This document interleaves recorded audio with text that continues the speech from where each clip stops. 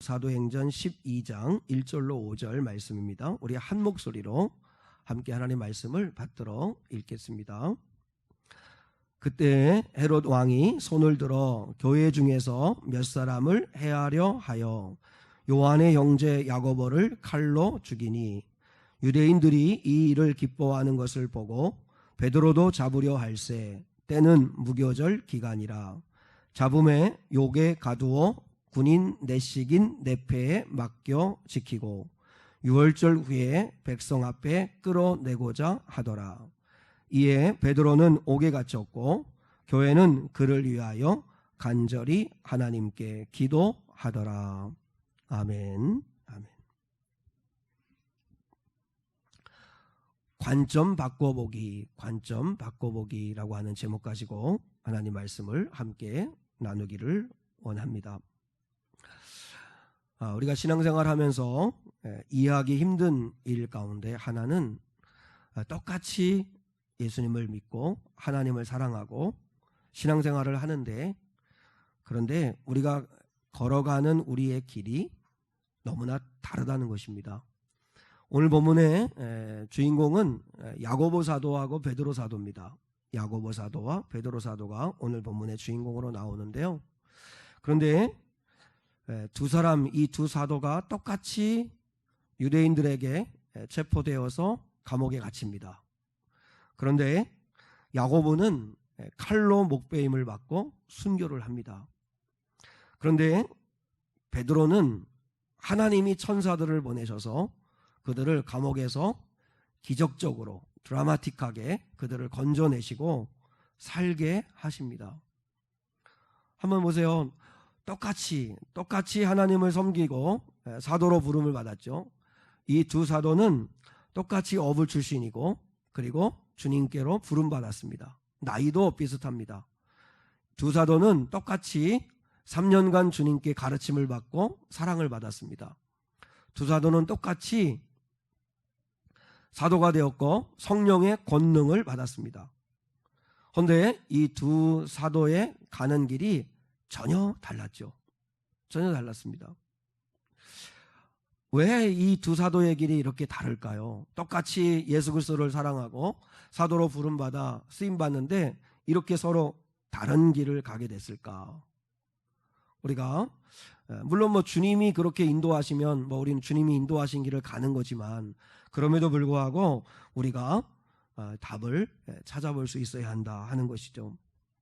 사실 야고보를 생각하면 좀 아쉬움이 있어요. 좀 성령의 능력받고 큰 사도로 좀 이렇게 쓰임받고 싶은데, 근데 쓰임받지 못하고 그리고 칼에 목베임을 받아 순교를 하게 됩니다. 반면에 베드로는 오늘 이 본문이 처음이 아니에요. 감옥에 갇혔지만 하나님이 기적과 같은 방법으로 그를 끌어내시고 그를 건져내시고 그렇게 하세요. 한번 보세요. 야고보 사도가 붙잡혔을 때도 베드로 사도가 붙잡혔을 때도 온 교회가 그들을 위해 기도했다고 그랬어요. 기도했는데 야고보는 순교를 당하고 베드로는 건져냄을 당해요. 그것도 천사들을 보내서 기적 같은 놀라운 일들을 이루어내는 것을 볼 수 있다는 것이죠. 한번 우리 상한 성도들을 한번 대답을 한번 해보셨어요? 누가 더 복 있는 사람일까요? 누가 더 복 있는 사람일까요? 야고보? 이거 의외인데요. 이렇게 갑자기 생각하지도 않았던, 기대하지도 않았던 답이 확 이렇게 오면 갑자기 당황스럽죠. 네.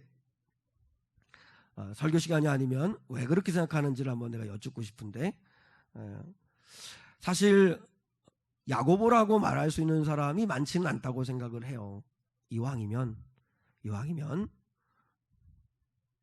베드로 사도가 되어서 그래서 기적 같은 경험도 하고 그리고 주님께 강력하게 쓰임받는 그런 삶을 살아보고 싶은 것이 사실이죠. 사실 우리가 말하는 것도 그런 겁니다. 예수를 믿었더니 야고보처럼 칼에 목베임을 받아 죽임을 당하는 것보다는 오히려 사도 베드로처럼 정말 기적을 경험하고 간증거리를 갖고 그리고 승리하고 그리고 더 오래 살고, 근데 이렇게 이런 삶을 누리기를 원하는 게 사실이죠.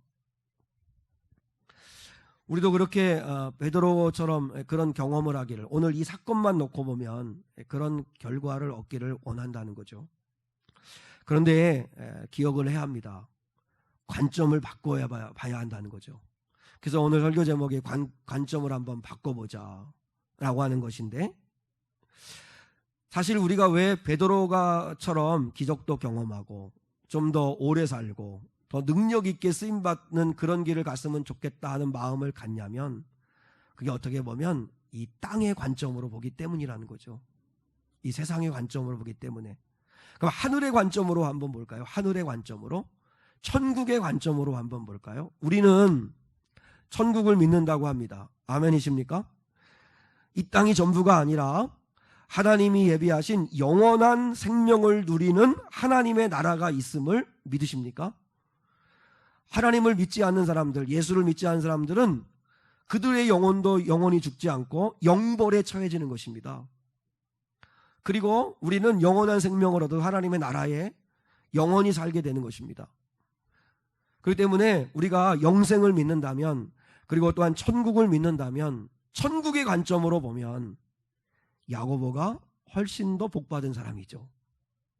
왜냐하면 그는 이미 영생을 누리고 있으니까요. 이미 천국에서의 삶을 살고 있으니까요. 더 오래 살아남은 베드로, 그는 더 많은 고난을 겪어야 되고 더 많은 인내를 해야만 하는 그런 삶을 살아야 됐죠. 우리가 땅의 관점으로 볼 때는 야고보보다는 베드로처럼 기적도 경험하고 더 폼나게 멋지게 쓰임받고 싶다 하는 마음이 가질 수 있을지 모르겠지만, 그러나 천국의 관점으로, 하나님의 관점으로 보면 야고보가 훨씬 더 복받은 사람일 수 있다 하는 것입니다. 나라고 하는 찬양이 있죠. 우리 성명희 시인이 작사한 나라고 하는 찬양이 있습니다. 그 후렴 부분에 이런 놀라운 고백을 하죠. 공평하신 하나님이라고 찬양합니다. 하나님은 공평하신 하나님이래요. 근데 사실 이 송명희 시인에게 뭐가 공평한 걸까요? 자신은 소아마비를 앓고 이제는 중증 장애인이 됐습니다. 말 한마디를 하려면 온몸을 비틀어야 되고 얼굴은 늘 일그러져 있고, 그리고 누군가가 도와주지 않으면 어디 움직일 수도 없는 중증 장애인으로서 살아갑니다. 그런데 뭐가 하나님 아버지 앞에 우리 하나님이 공평하시다고 말하는 걸까요? 육신의 눈으로 보면 자신은 중증 장애인이고, 그리고 비참하고 불행하고 초라한 인생처럼 보이죠. 그런데 그는 예수 그리스도를 믿는 자가 되었습니다. 하나님의 관점으로 보니까 자기는 구원받은 하나님의 자녀가 되었기에 비록 육신은 이렇게 불편하고 힘들지만, 그러나 천국의 관점, 하나님의 관점으로 보니까 자기처럼 복받은 자가 없다는 거죠. 그래서 하나님 앞에 감히 고백합니다. 하나님은 공평하신 하나님이라고. 공평하신 하나님이라고. 사실 이 세상을 보면 금수저로 태어난 사람들이 있습니다. 또 반면에 흙수저로 태어난 사람들도 있어요. 하나님은 전혀 공평하지 않은 것 같아요. 근데 너무 감사한 건 우리 하나님은 외모로 우리를 판단하지 않으신다는 것입니다. 외모가 뭐죠? 학벌, 어떤 성공, 지위, 그 다음에 어떤 재력, 이런 세상적인 자랑거리들이죠. 이 세상에서 우리가 이루어낸 자랑거리, 그런 것들로 보지 않으신다고요. 네가 목사냐? 네가 장로냐? 네가 뭐 직분자냐? 교회를 30년 다녔냐? 50년 다녔냐? 그런 외모로 보지 않으신다고요. 주님이 보시는 건 뭐예요? 뭘 보셔요? 뭘 보세요? 중심을 보세요. 중심. 우리 주님이 보시는 건 중심을 보신대요. 중심. 그러니까 우리 가운데 세상적으로 그래도 자랑할 게 있고 그래도 괜찮은 것 같은 삶을 사는 사람도 있을 수 있는데, 하나님의 관점에서 볼 때는 초라하기 그지없는 인생일 수 있고, 하나님이 보실 때는 초라한 인생, 세상으로 볼 때는, 세상의 눈으로 볼 때는 나는 일궈낸 것도 없고 자랑할 만한 것도 없고 대단한 것도 없을처럼 보일 수 있지만, 하나님의 관점으로 볼 때는 그는 누구보다도 존귀한 자일 수 있다는 것이죠. 우리가 관점을 바꿔야 되는 건 하나님의 눈으로 볼 수 있어야 한다는 것입니다. 이렇게 노예를 하거나 이렇게 모임을 가지면, 목사님들 모임을 가지면 항상 누가 주목을 받고 항상 누가 이렇게 두드러지냐면 큰 교회에 목회하는 목사님들입니다.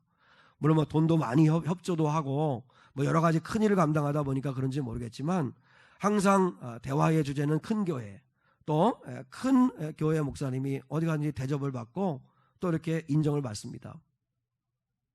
물론 뭐 하나님이 부르셔서 그 자리에서 귀하게 쓰임 받는 거죠. 그런데 한번 생각해 보세요. 전혀 10년이 가도 20년이 가도 부흥할 가능성이 없는 교회예요. 목사님은 10년, 20년을 목회하지만 그저 10명, 20명 놓고 목회를 해요. 그럼에도 불구하고 그들에게 십자가의 복음을 전하려고 애를 써요. 하나님이 내게 맡겨주신 양떼라고 믿고 그들을 사랑하려고 애를 써요. 어떻게든지 이 땅이 전부가 아니라 하나님의 나라가 있다는 걸 깨우쳐 주려고 하나님의 나라를 바라보도록 계속 일깨워줘요. 큰 교회가 될 가능성 없어요. 성장할 가능성도 별로 보이지도 않아요.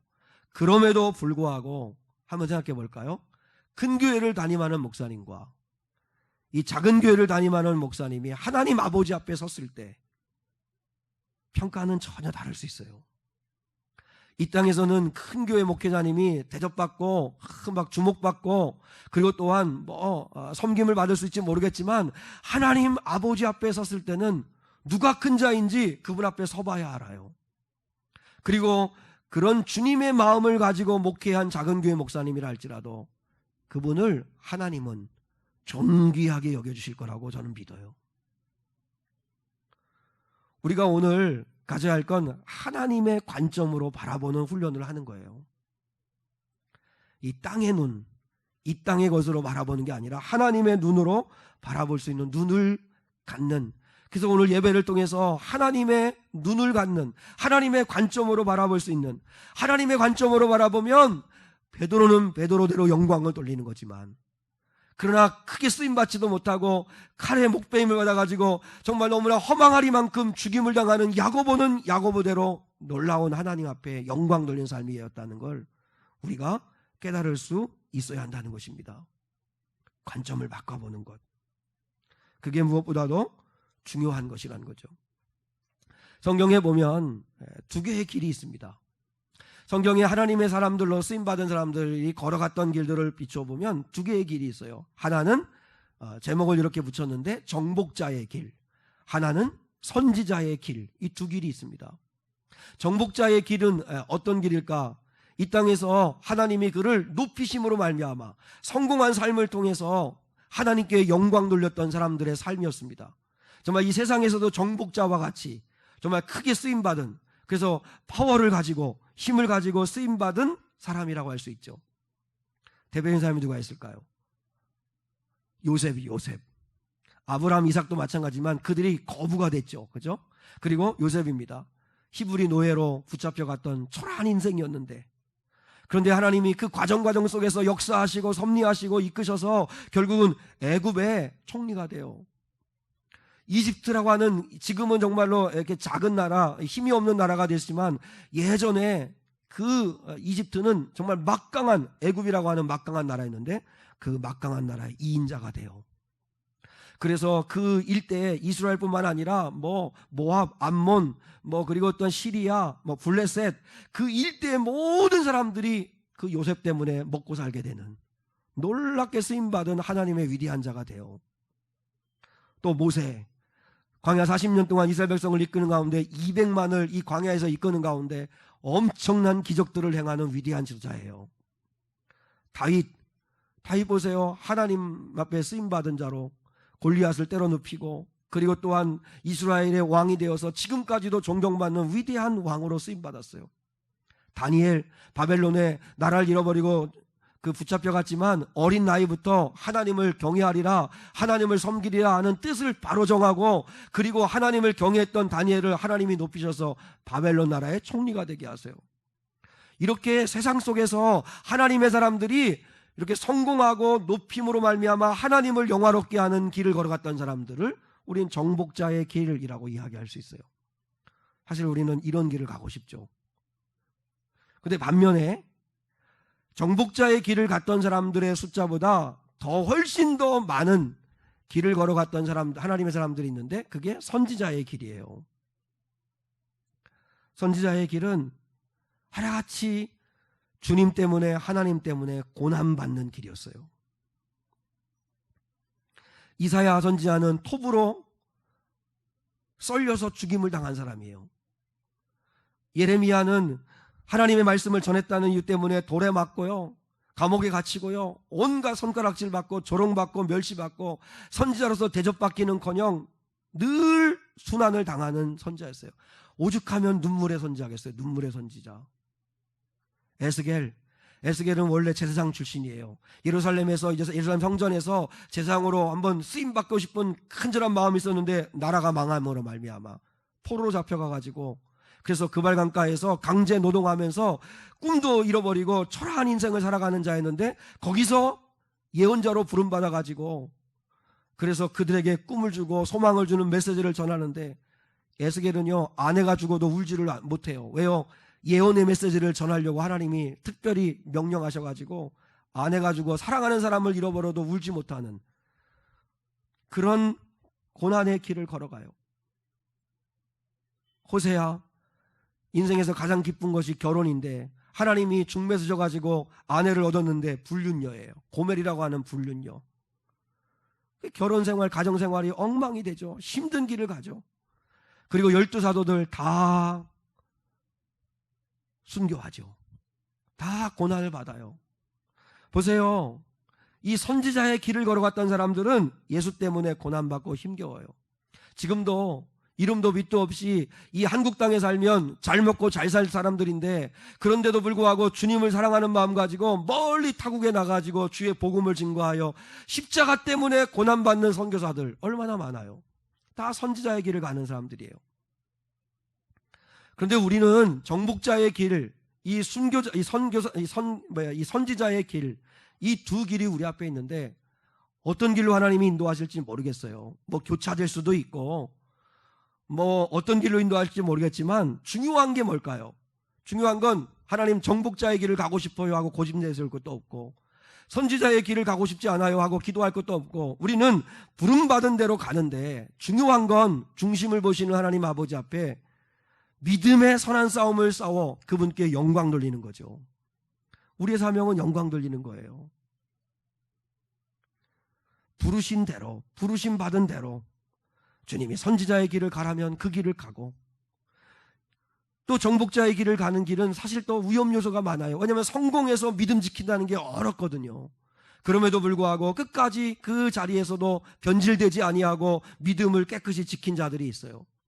중요한 건 사람의 관점으로 볼 때는 정복자의 길이 화려하고 멋져 보이고 주님 우리가 그 길 가고 싶어요 할 수 있지만, 그러나 하나님의 나라의 관점에서 볼 때는 두 길이 다 아름다운 길이고, 중요한 건 선지자의 길로 우리를 부르셨다 할지라도 그 믿음의 길을 걸어갈 때 하나님은 큰 영광 받으신다는 것이죠. 진짜 잘 사는 길이 뭘까요? 진짜 행복해질 수 있는 길이 뭘까요? 자, 우리가 하나님 말씀을 한번 한 것을 찾아보려고 하는데, 구약성경 전도서 2장입니다. 한번 찾아보시죠. 다 한번 찾아보시죠. 구약성경 949면 전도서 2장입니다. 전도서 2장. 자, 전도서 2장을 한번 펼쳐 놓으시고 1절을 한번 읽겠습니다.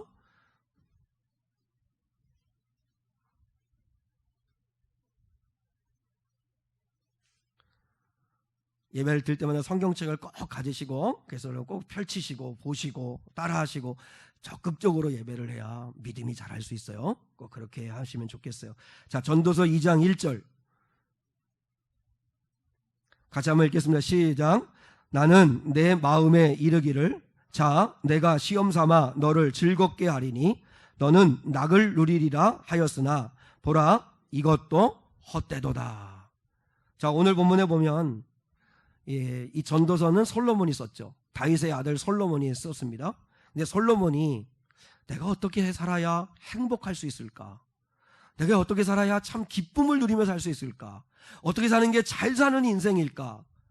라고 생각을 하다가, 그래, 내가 한번 실험을 한번 해버리라. 내가 한번 시험을 한번 해버리라 하고, 그가 어떻게 사는 게 참 행복을 얻는 길일까? 무엇을 하며 살아야 참된 기쁨을 누릴 수 있을까를 찾기 위하여 했던 거예요. 자, 첫 번째는 솔로몬이 무엇을 추구했냐면 육체의 쾌락을 쫓았어요. 육체의 쾌락. 그래서 뭘로 즐기냐면 술로 즐거움을 즐겼어요. 날마다 화려한 파티를 하고요. 술과 음악과 여자들과 함께 더불어서 날마다 호화로운 잔치를 하면서 먹고 두드리며 즐겼어요. 근데 뭐라고 이야기해요? 이것도 헛되도다. 이것도 헛되도다. 두 번째 솔로몬이 한 게 뭐였냐면, 내가 일을 크게 벌려서 일을 성취함으로 말미암아 기쁨을 한번 얻어버리라, 이렇게 이야기합니다. 그래서 솔로몬이 큰 사업을 합니다. 왕이니까 국가적인 정책을 펼칩니다. 돈을 많이 벌었습니다. 아버지가 유산도 많이 남겨줬지만 돈을 많이 벌었습니다. 그래서 화려한 집을 짓습니다. 심지어는 그 많은 백성들을 동원해서 13년 동안 솔로몬 자신이 살아야 할 궁궐을 짓습니다. 그 안에는 아주 화려한 연못을 짓고 정원을 꾸미고, 그리고 정말 멋들어진 럭셔리한 집을 짓습니다. 레바논의 백향목을 수입해가지고 원목으로 집을 짓고 너무너무나 근사한 집을 짓습니다. 근데 뭐라고 이야기해요? 이것도 헛되도다. 세 번째, 솔로몬이 이제 자기의 소유를 늘려봅니다. 소유가 많아지면 참된 기쁨을 얻을 수 있을까? 행복할까? 그래서 예루살렘에 있는 어떤 사람보다도 큰 부자가 됩니다. 실제 솔로몬의 그 부귀영화를 따져보니까 이 땅에 어떤 재벌과도 견줄 만큼 많은 돈을 벌었다고 그러죠. 그는 소와 양과 양떼들의 소유가 많고, 은금과 소유한 보배와 각 지방과 국가에서 나오는 보물들로 창고가 가득하고, 또 노래하는 남녀들과 인생들을 즐겁게 하기 위하여 처첩을 1000명이나 두었던 그런 인생을 살았던 사람이에요. 근데 이것도 헛되도다. 네 번째, 그가 한 게 뭐냐면, 그러면 명예를 얻고 권세를 한번 누려봐야겠다. 자, 우리 9절과 10절인데 이 부분은 내가 세 번역으로 한번 제가 읽어드릴게요. 여러분 가지고 있는 성경을 한번 보세요. 9절과 10절. 드디어 나는 일찍이 예루살렘에 살던 어느 누구보다도 더 큰 세력을 가진 사람이 되었다. 지혜가 늘 내 곁에서 나를 깨우쳐 주었다. 원하던 것을 나는 다 얻었다. 누리고 싶은 낙은 무엇이든지 삼가지 않았다. 나는 하는 일마다 다 자랑스러웠다. 이것은 내가 수고하여 얻은 나의 몫인 셈이었다. 보세요. 솔로몬은 원하는 건 다 얻었다. 내가 하고 싶은 건 다 해봤다. 나는 지혜가 얼마나 많은지 모른다. 권세가 얼마나 많은지 모른다. 그런데 그의 삶의 결론이 뭔지 아세요? 11절입니다. 자, 11절은 같이 한번 읽습니다. 11절 시작. 그 후에 내가 생각해 본즉 내 손으로 한 모든 일과 내가 수고한 모든 것이 다 헛되어 바람을 잡는 것이며 해 아래서 무익한 것이로다. 한번 바람 부는 날 바람 한번 잡아보시죠. 바람을 잡아보려고 아무리 수고하고 애를 써서 내가 많은 손으로 행한 모든 일과 수고한 모든 것을 다 누려보고 가져보고 다 해봤는데 바람을 잡는 것처럼 헛되도다. 행복하지 않더라. 기쁘지 않더라 하는 이야기예요. 한번 생각해 보세요. 땅의 관점으로 보면 솔로몬처럼 행복해야 할 사람이 없어요. 땅의 관점으로 보면 솔로몬처럼 행복해야 할 사람이 없는데, 그는 세상의 것을 다 가져보았는데 솔로몬은 행복하지가 않다는 거예요. 남부러울 것 없이 다 누려봤는데 자기는 기쁘지가 않다는 거예요. 왜 그럴까? 그가 고백한 말 속에 답이 있어요. 여러분이 성경을 읽으면서 한번 답을 찾아봐요. 자, 4절입니다. 4절 전도서 2장 4절 시작. 나의 사업을 크게 하였노라. 내가 나를 위하여 집들을 짓고 포도원을 일구며 6절 시작.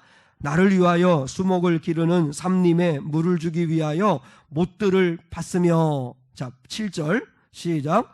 남녀 노비들을 사기도 하였고 나를 위하여 집에서 종들을 낳기도 하였으며. 8절입니다. 은금과 왕들이 소유한 보배와 여러 지방의 보배를 나를 위하여 쌓고 또 노래하는 남녀들과 인생들이 기뻐하는 처첩들을 많이 두었노라.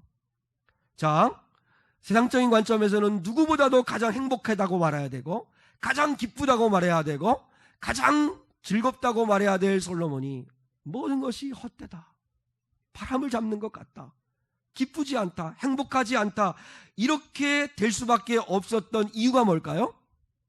답을 찾아보셨어요? 계속 4절과 6절과 7절과 8절에서 공통적으로 들어있는 말이 있죠.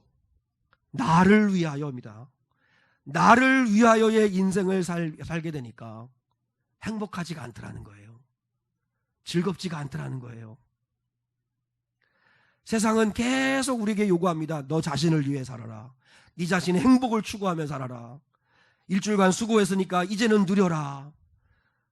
그래서 디모데서의 말씀처럼 말세가 될수록 사람들이 정서가 자기를 사랑하는 쪽으로 갑니다. 끊임없이 자기를 사랑하는 쪽으로 갑니다. 그런데 거기에 솔로몬이 얘기합니다. 자기를 위하여 살아갈 때 나를 위하여의 인생을 살아보았지만 행복하지 않더라, 기쁘지 않더라 하는 이야기입니다.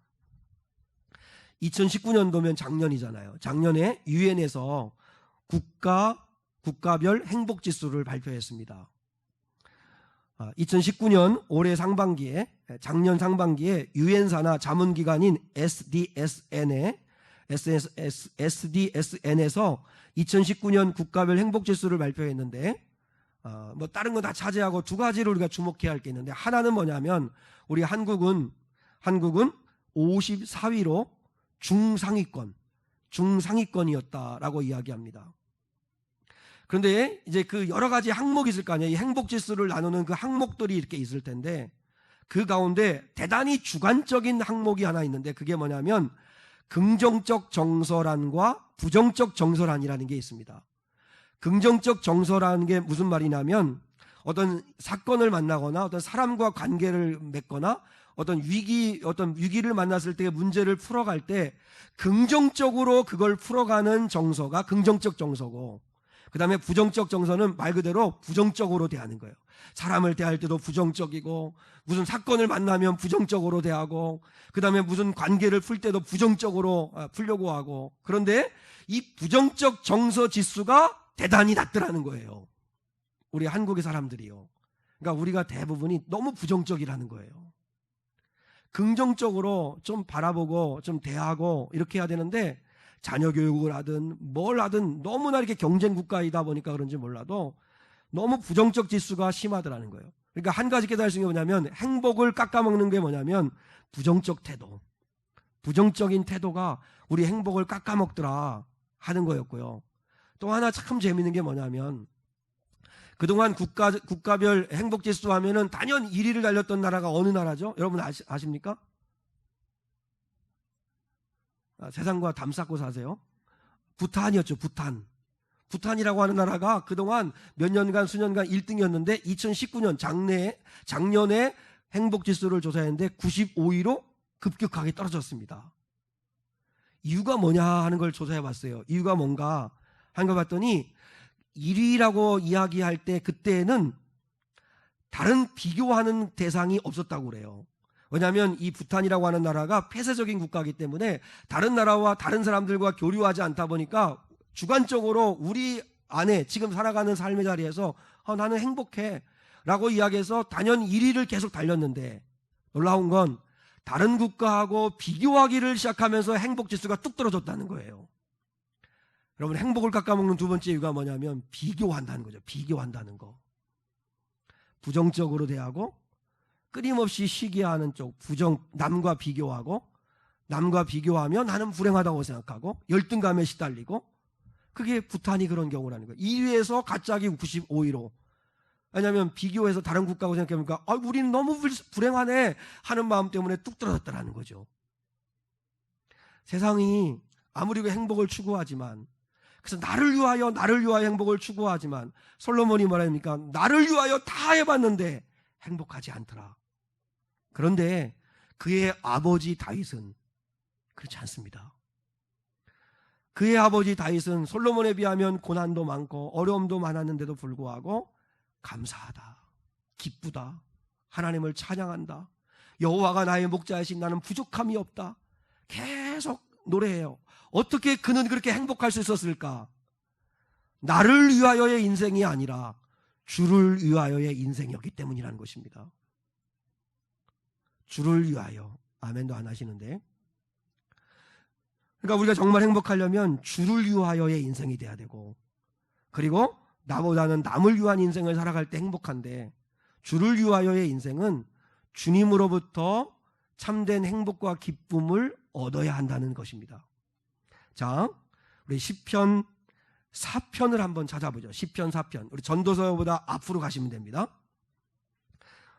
자, 시편 4편 7절과 8절을 보겠습니다. 도대체 다윗은, 사실 다윗은 시편을 많이 썼는데 아둘람 동굴에 숨어 있을 때도 있었고, 아들 압살롬에게 반역을 당해서 쫓겨날 때도 있었고, 삶은 또 적의 나라 블레셋으로 피했다가 죽을 위기에 처해자 미친 사람처럼 흉내를 내다가 그렇게 해서 가까스로 살아나기도 하고, 삶은 사실 비참해요. 너무 세상적 관점으로 볼 때는 솔로몬에 비하면 너무 초라한 인생일 수 있어요. 그런 어려움을 많이 겪었어요. 그럼에도 불구하고 다윗은 나는 평안하다, 행복하다, 감사하다, 기쁘다, 나는 담대하다, 이렇게 고백할 수 있었던 이유가 뭐였냐면, 시편 4편 7절 먼저 읽겠습니다. 7절 시작. 주께서 내 마음에 두신 기쁨은 그들의 곡식과 새 포도주가 풍성할 때보다 더하니이다. 아멘.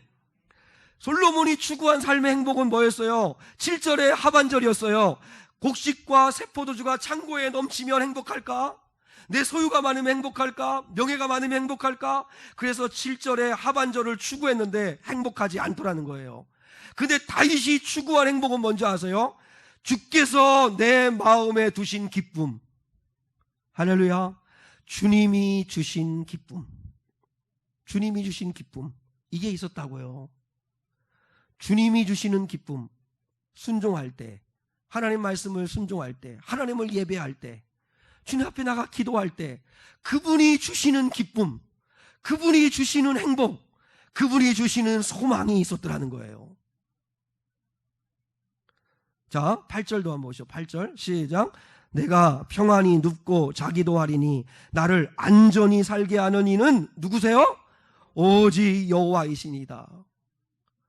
좋은 침대가 있고 좋은 집에서 좋은 환경 속에서 좋은 이불을 덮고 잠을 자는데도 잠이 오지 아니하고, 그런데 다윗은 아둘람 동굴에 있을 때나 압살롬 아들에게 반역당해 도망갈 때나 어디에 있을 때나 환경에 상관없이 내가 평안히 눕고 자기도 하리니 나를 안전하게 살게 하시는 이는 물질도 아니고 어떤 세상의 것이 아닌 오직 여호와이시니이다.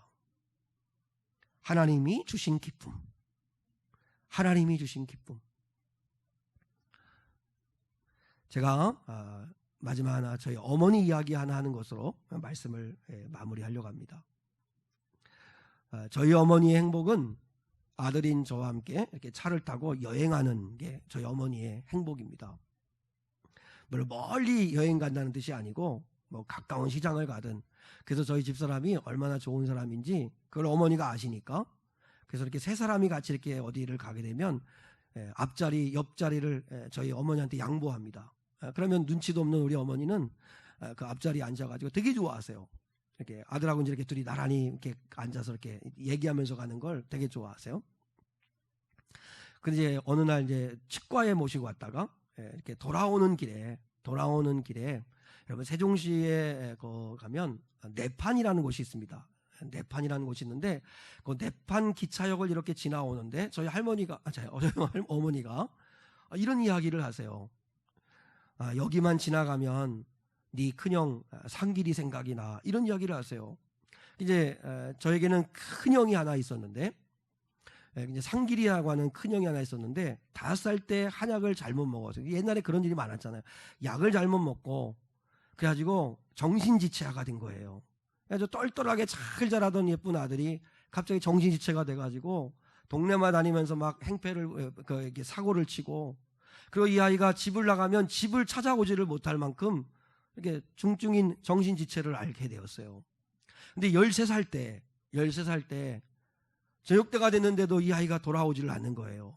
그러니까 아버지하고 어머니하고 놀래가지고 이제 뭐 몇 날 며칠을 사방을 찾아 헤맨 거예요.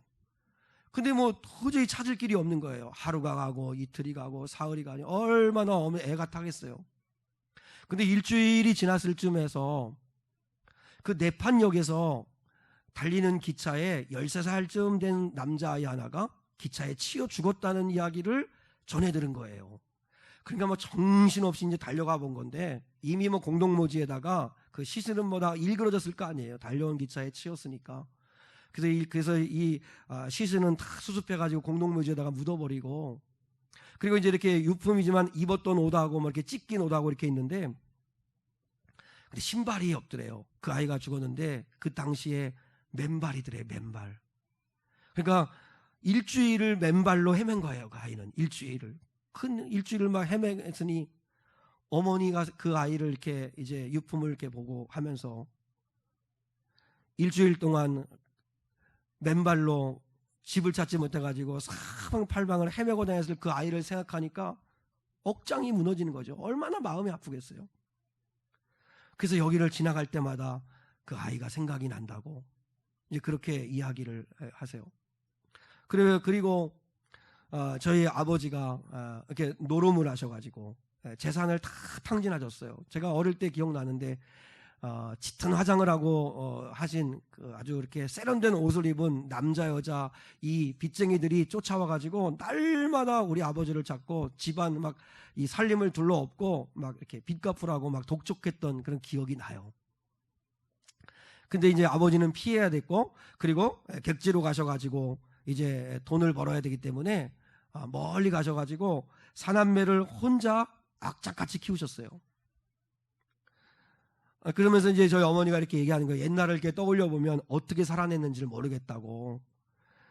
정말 죽고 싶을 때도 많았고 너무너무나 힘들고 너무너무 고생했다고 이제 이런 얘기를 스스로 이렇게 하시는데, 제가 그래서 어머니께 여쭤봤어요. 그 힘든 시간들을 어떻게 견뎌오셨냐, 무슨 힘으로 견뎌오셨냐, 이렇게 이야기하는데, 요는 그때까지만 해도 어머니가 신앙이 좋지 않으셨던 거예요. 근데 이제 어려움 당하고 힘든 일 당하면서 신앙의 힘으로 버텼다고, 신앙의 힘으로. 그러면서 저희 어머니가 평생을 놓지 않았던 게 뭐냐면 새벽 기도였습니다. 새벽 기도. 새벽 기도 가면 제가 이제 몇 번 이렇게 따라가기도 하고 이제 그렇게 했었는데, 가면 우는 거예요. 억울해서 울고, 속상해서 울고, 슬퍼서 울고, 화나서 울고, 그리고 죄송해서 울고, 그냥 우는 거예요. 우는 거. 하나님 앞에 나가가지고 울고 기도하고 마음을 쏟아놓으면 하나님은 그날 살 힘을 주시는 거예요. 그날 하루 살 힘을 주시는 거예요. 그러면 몸이 천근만근이고 너무 힘겹지만, 그러나 하나님 앞에 나가서 울고 하나님이 주시는 기쁨, 하나님이 주시는 그 하루 살 힘, 그 힘을 받아가지고 교회도 섬기고 가정도 섬기고 자식도 키우면서 살아가는 거예요. 여러분, 주께서 주신 기쁨, 그걸 날마다 하나님 앞에 가서 얻어내는 거예요. 그래서 오늘 하루 살림을 살아가는 거예요. 살림을. 저는 그 어머니 이야기를 이렇게 들으면서 하나님이 우리 가정을 택하여 주신 게 너무 감사하다. 큰형 그렇게 잃고, 그리고 가정 다 가난해지고, 하루아침에 가난해지고, 그리고 어려운 시절을 겪으면서 내가 그런 환경에서 자라서 내 삶에 주님이 싹 빠지고 난 내 삶이었다면 지금 나는 뭐하고 어떻게 살았을까? 난 너무 끔찍하더라고요. 그래도 주님이 우리 가정을 택해 주시고 어머니 만나시고 저희 자녀들을 만나 주셔서 그래도 그나마 이렇게 살아갈 수 있게 된 것 너무너무나 감사하다. 사랑하는 여러분, 참된 기쁨과 행복은 어디서 오는 거죠? 여러분, 나를 위하여의 인생을 살아갈 때 거기서 오는 게 아닙니다.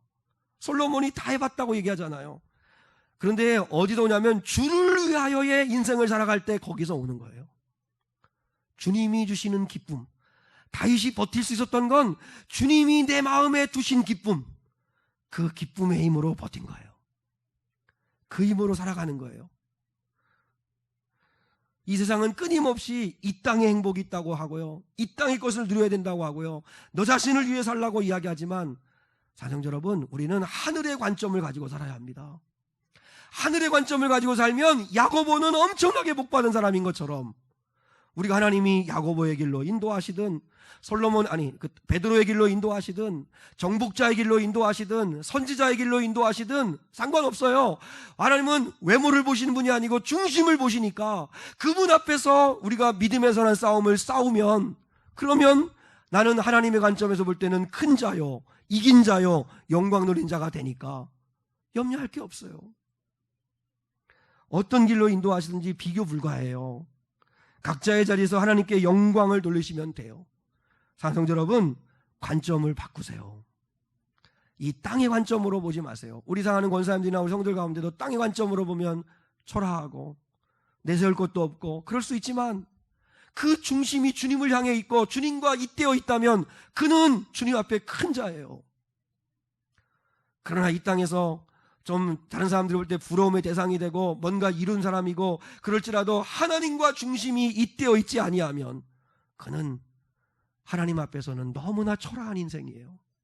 우리는 하나님 앞에서 그분이 보실 때 존귀한 인생, 그 인생을 살아가는 성도들이 되어야 할 줄 믿습니다.